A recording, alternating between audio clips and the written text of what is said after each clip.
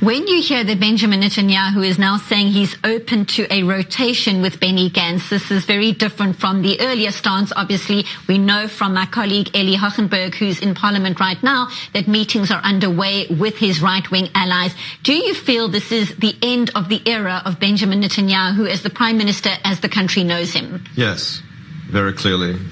It's the end of the Netanyahu era.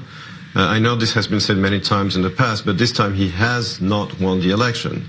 He has even lost it, basically, because according to the latest figures, Blue and White is ahead of Likud, and Likud does not have a majority with its allies. So if you count the Arab parties, even though they have said they would not support Benny Gantz, but you have an equal number of seats in each bloc, 56 and 56, but then Blue and White is ahead of Likud by one seat, which psychologically means something. And Netanyahu is trying to hold on to a power which he has lost. He did not win this election. It's very clear.